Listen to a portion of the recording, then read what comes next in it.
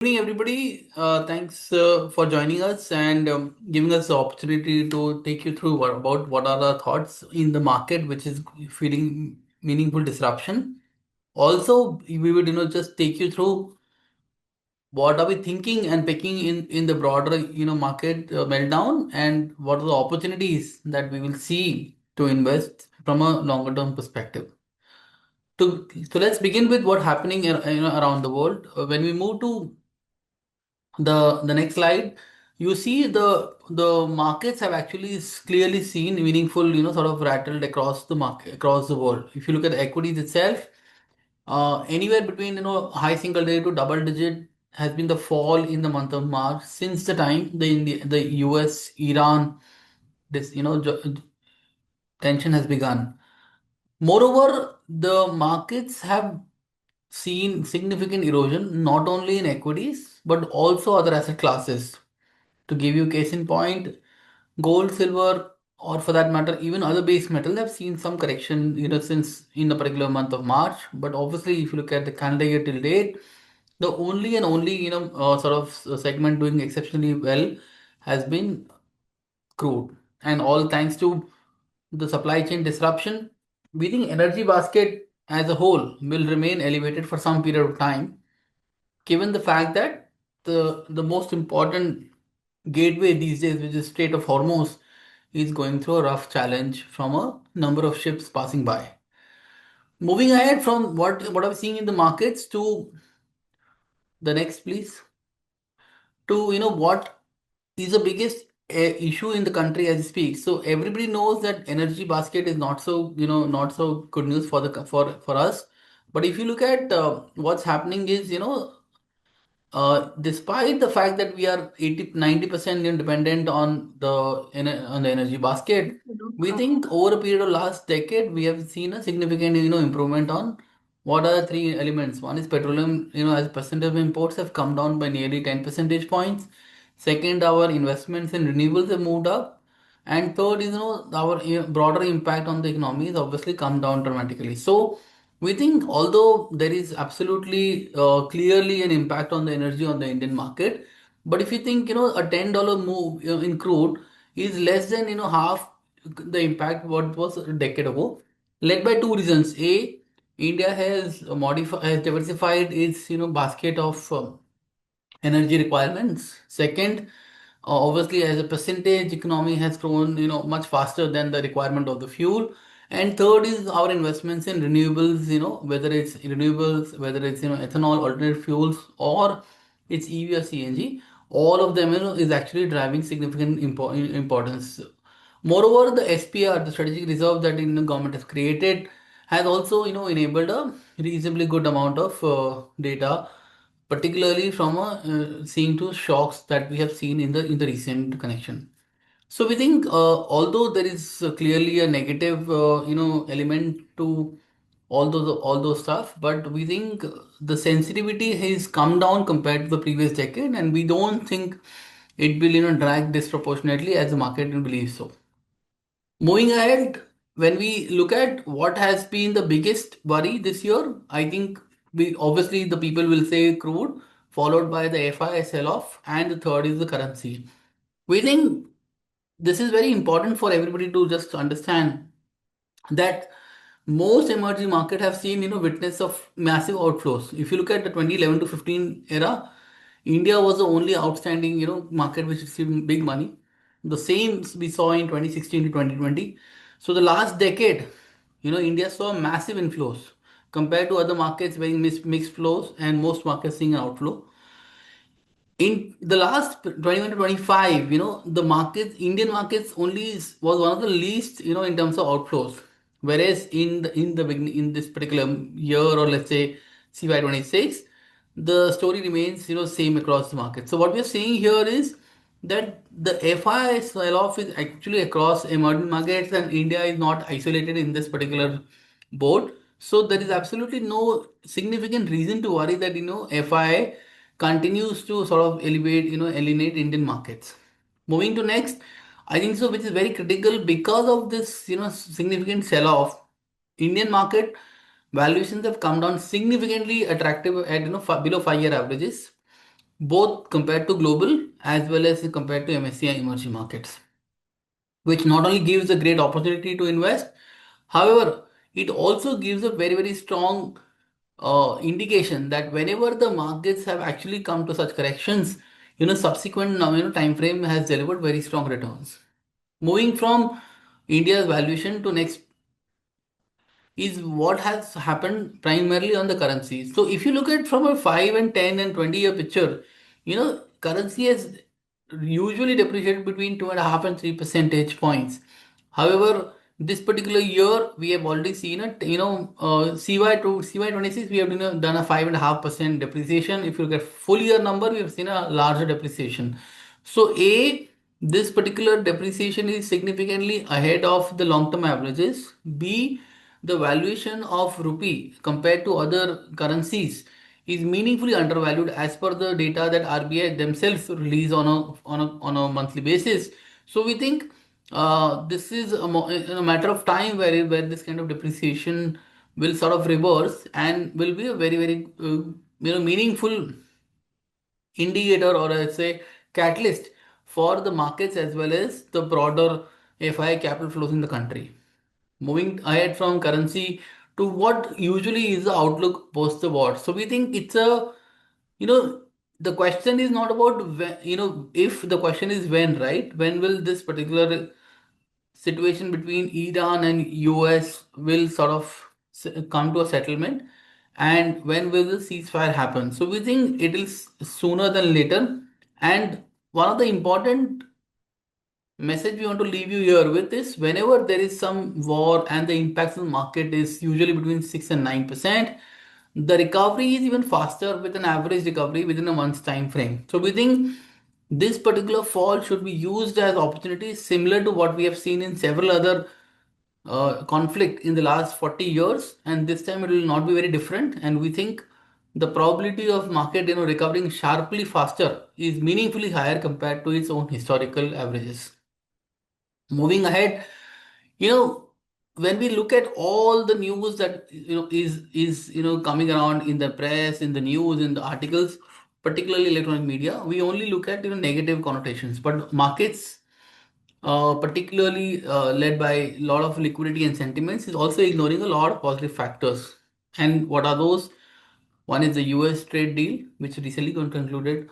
Second, the Euro FTA, which India has signed with Euro after 21, 22 years of negotiation, which is effectively from Jan 2026, sorry, Jan 2027. Third is the Eighth Pay Commission, that is supposedly to benefit a very large population of state and central PSUs. Nearly 1 crore people will get benefit from this. Fourth is a massive income tax cut that we saw in FY 26 coming in the hands of consumers. And fifth and foremost has been the GST cut that we saw in the month of August, which got unleashed meaningful growth across several segments. So I'm saying there are many various factors that market, because of the mega noise around what's happening in the US and Iran, is actually ignoring this. And the moment this particular uneven noise, or I would say rather more of a disturbance gets settled, you will see markets sort of focusing back on fundamental, which is earnings. All these factors will meaningfully elevate earnings going forward. Moving ahead from earnings, as I said, is a very important pillar of the market. So earnings, liquidity, and valuations are the three pillars of the market. Earnings, in my opinion, has already turned the corner after 6-7 quarters of moderation in earnings growth, or I would say downgrades in earning growth. December quarter was the first quarter where we saw upgrades in NSE 500 as well as Nifty 50 earnings growth. We think the earnings will now in Q4, as we have already entered, will also be marginally ahead of what most people are thinking. The energy basket inflation will hit us in Q1 FY 27, which is April to June quarter.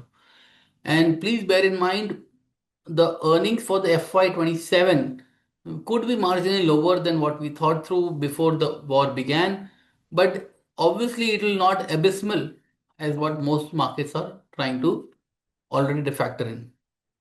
Moving ahead from earnings to valuations, because that is very, very critical. If you look at, so this data is fairly simple to read.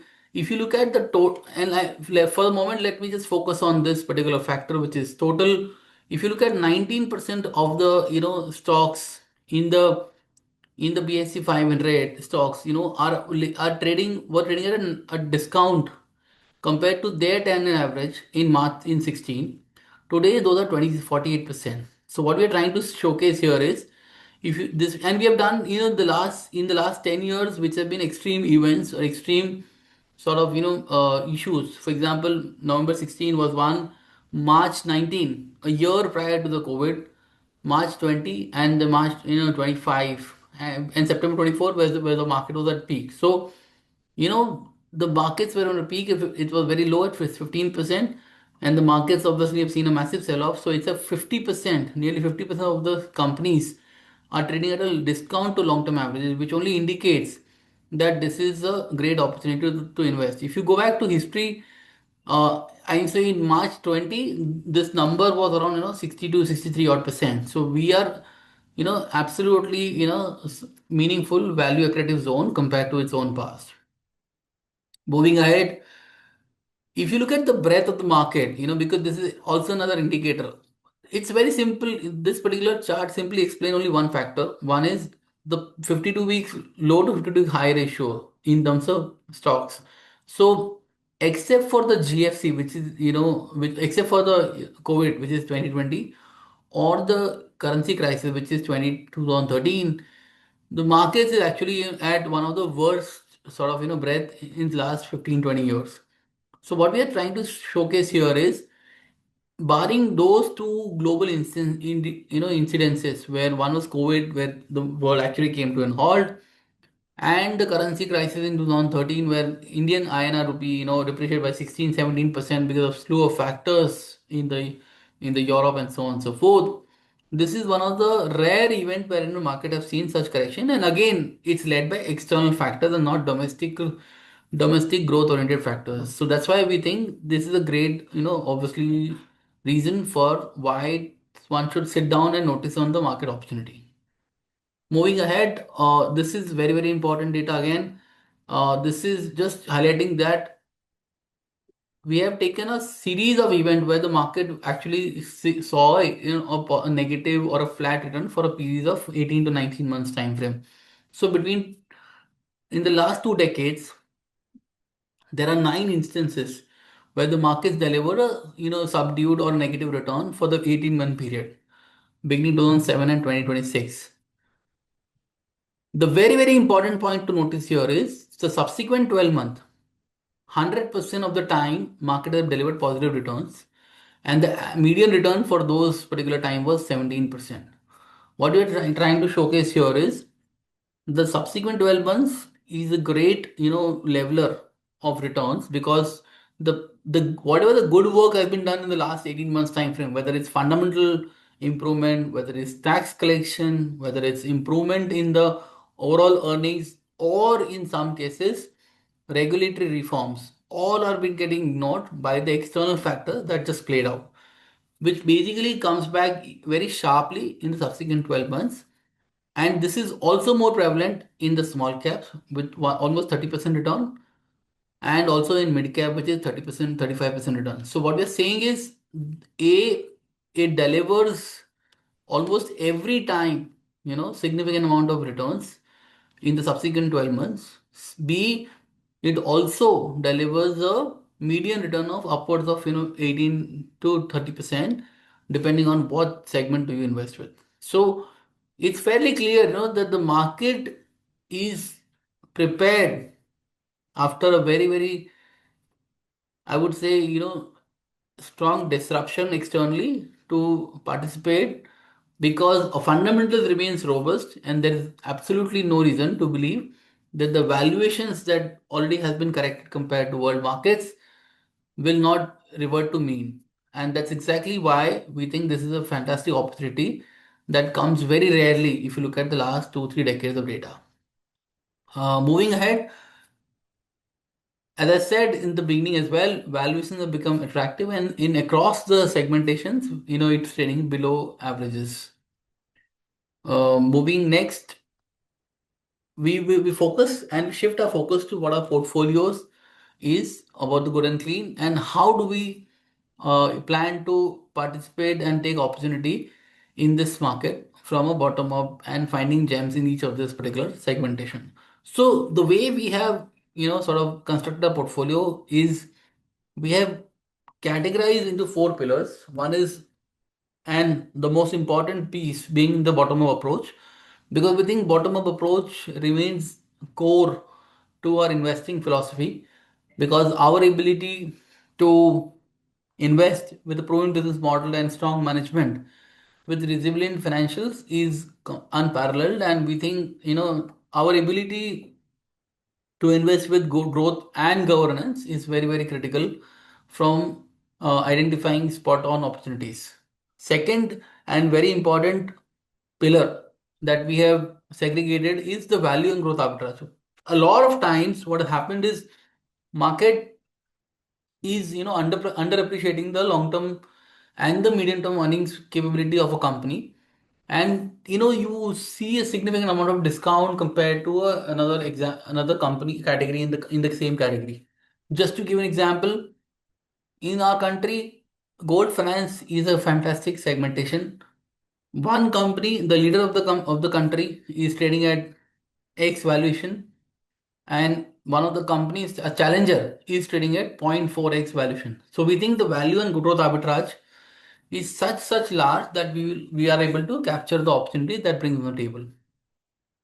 The third is inflection point, and very, very rightfully so, because these businesses are such where they have invested in significant amount of capex, or they are prepared with large order books, or they have significant breakthroughs in terms of interventions, industry tailwinds, or multi-year cycle. So all of these businesses are sitting at the inflection point to move to the J curve, and these are such businesses where we invested to take massive opportunities in the portfolio.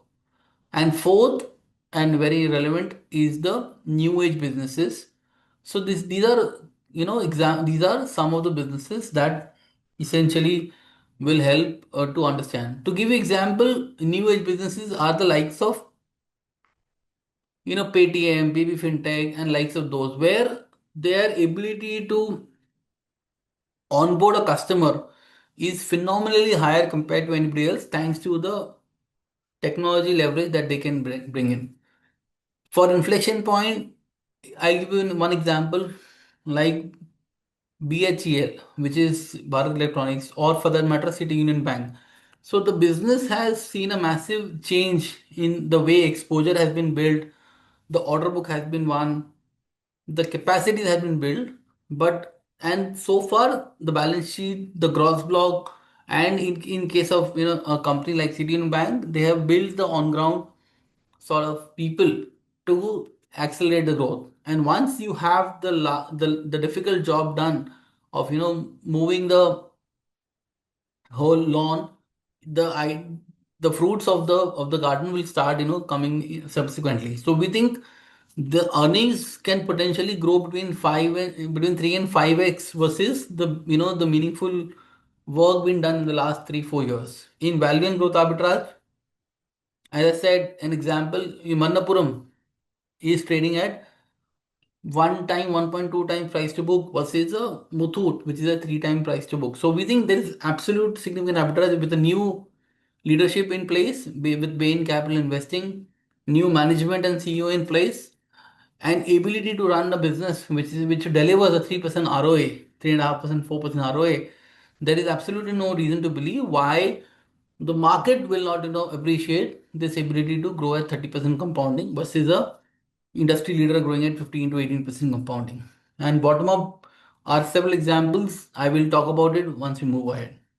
Moving next, these are the portfolio strategy where we have sort of aligned the portfolios. So bottom up approach, we have obviously placed our bets across categories large, mid, and small. So is the case with value growth arbitrage. So I was just aligning that, right? So Manappuram is one example where it's a small cap category, again value and growth arbitrage.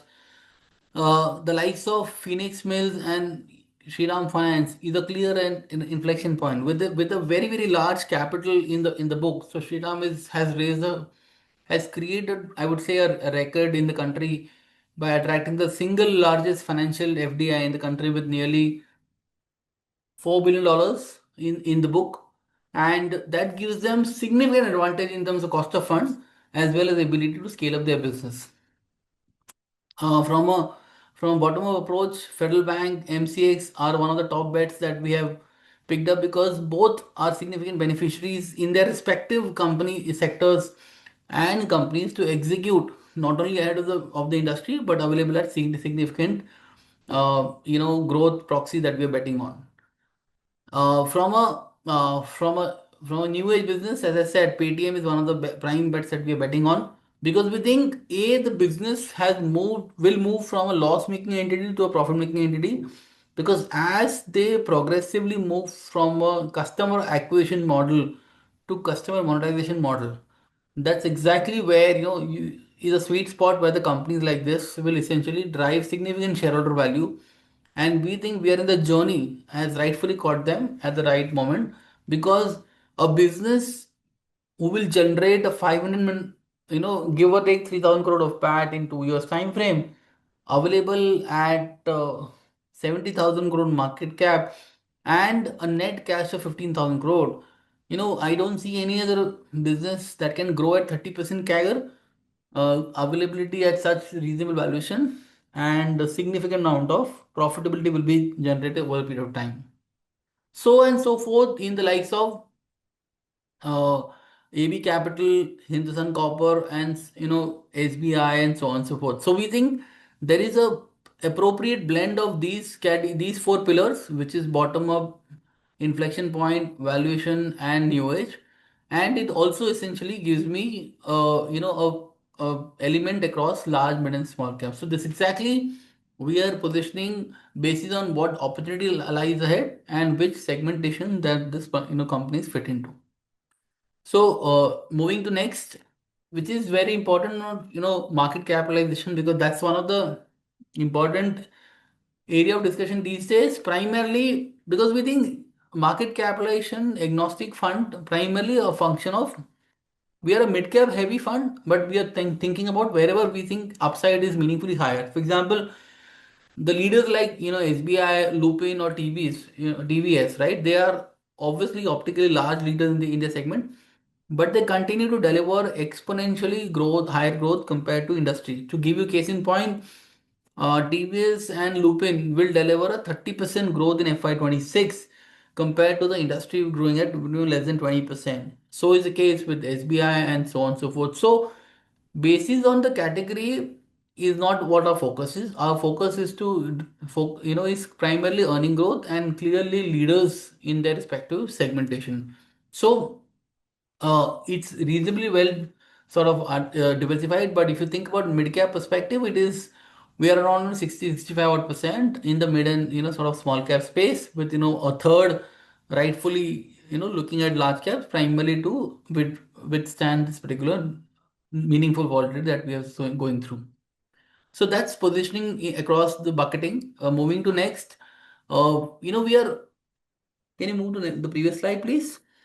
So this exactly are the three sectors that we are betting on: financials, auto ancillary, and cap goods. So in financials, we are again more focused on NBFCs than banks, because we think the NBFC's cost of funding will significantly see a massive growth in the next will see significant advantage in the next 2 years, whether it's Shriram Finance, as I said, highlighted, whether it's Manappuram Finance or Aditya Birla Capital, that's a part of the portfolio. All of these, fits exceptionally well, both in terms of low cost of funding, access to external capital, as well as retaining potential, because they bring on the board, because the balance sheet has seen a massive transformation in the last 12 to 18 months time frame.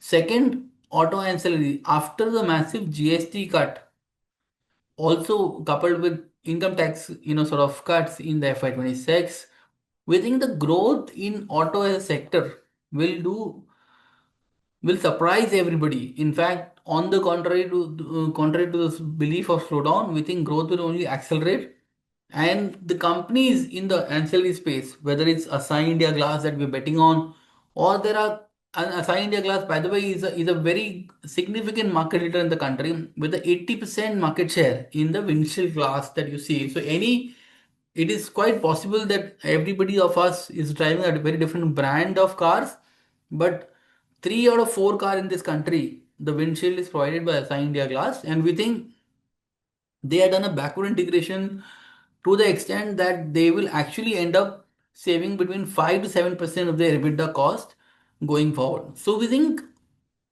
the stories like Asahi India Glass, which is completely under research and can essentially bring a significant amount of operating leverage as they set up the largest plant in the country. Businesses like Manappuram or Shriram Finance, which have a significant access to capital, can re-rate because of if capital no more constraint and only execution will be.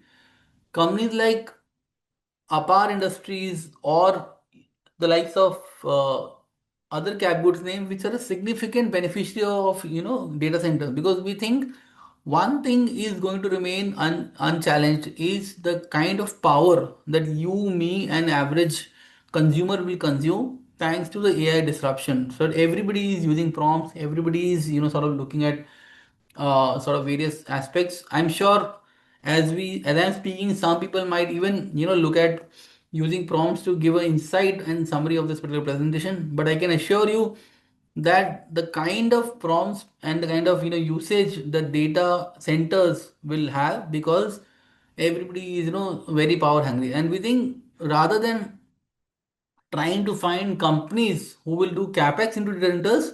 We are investing in businesses who are beneficiary of ecosystem. For example, conductors and cables are a very very key requirement of a data center capex. So we have invested in those businesses that are a big beneficiary of this mega capital goods. Sort of mega capital goods capex coming through.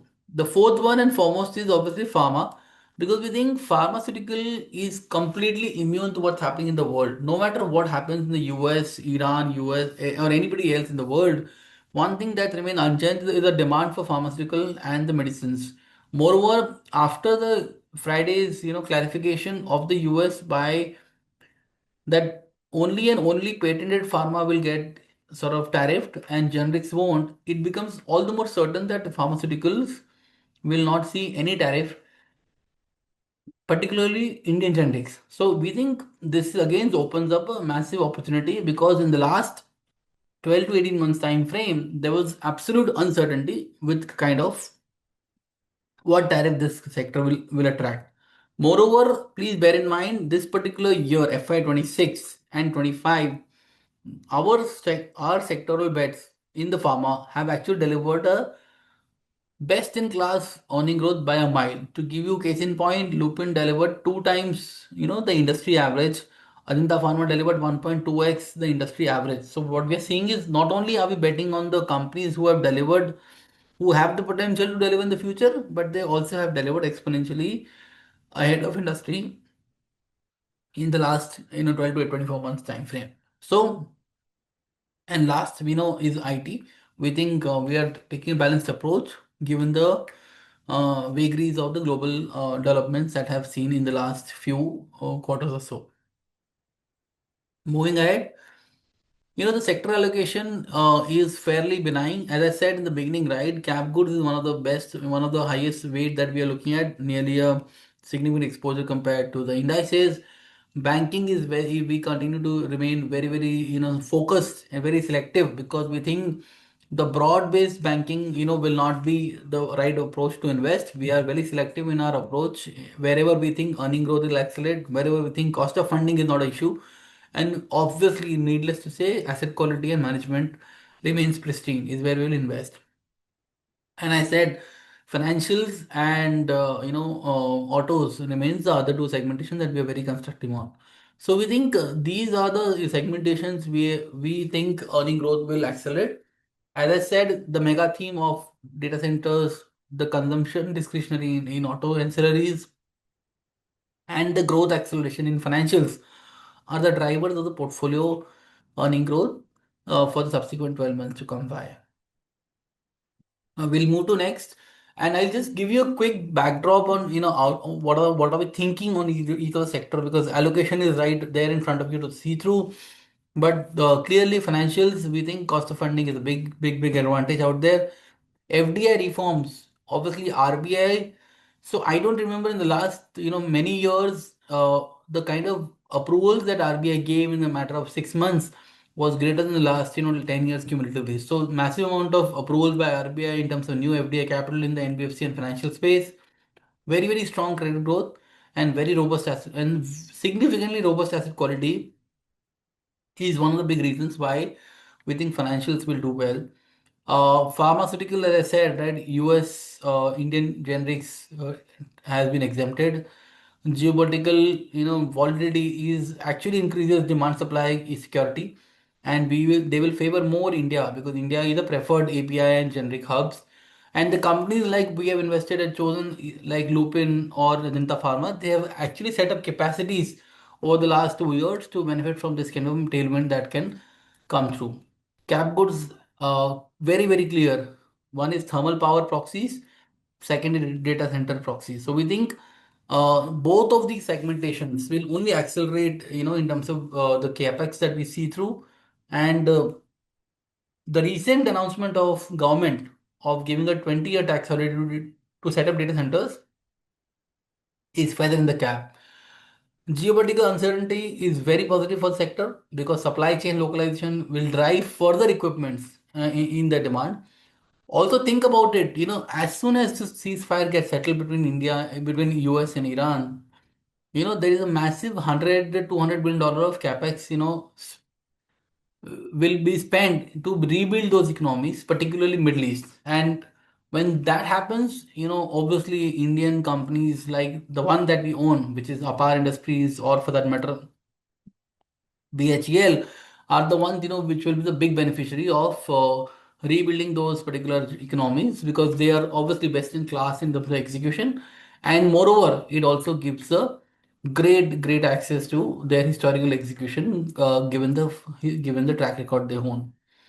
Automobiles, clearly best ever record year for 26. 27 won't be very different. You will see 27 also further growth, backed by several factors.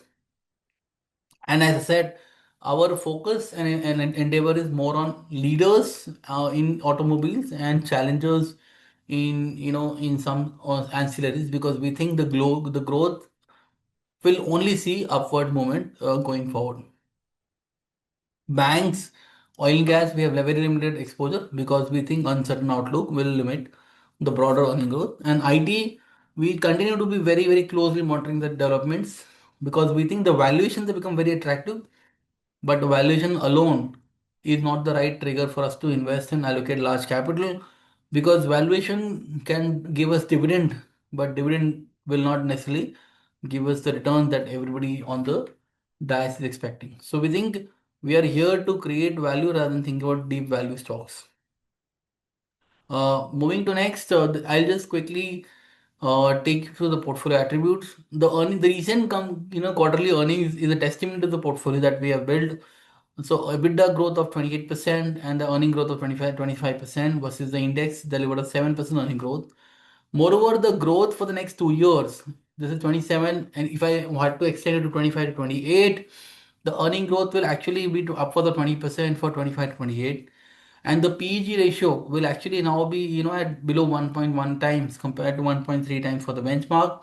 Moreover, the way we think is, our portfolio is absolutely not leveraged compared to the, leverage in the benchmark or some company out there. So we have obviously done a series of, I would say, allocation based on the uncertain outlook or massive amount of changes that we are seeing across the world. And we have seen, first signs of improvement across segmentation, about 1 month, 6 months, 9 months, and so on and so forth. So we think we are optically poised, and I want you to leave with three messages. One, uncertainty in earnings and energy basket is here to stay. Second, India, stands at significant amount of benefit compared to the global markets once this dust settles. And third, in this backdrop, one needs to focus on companies and strong sector earning growth. All of these three things are taken care by our portfolio positioning on choosing the financials, the leaders, and and the challenges where we think the growth will only get upwards and significantly accelerate the returns that will be delivered in FY 27 from this portfolio.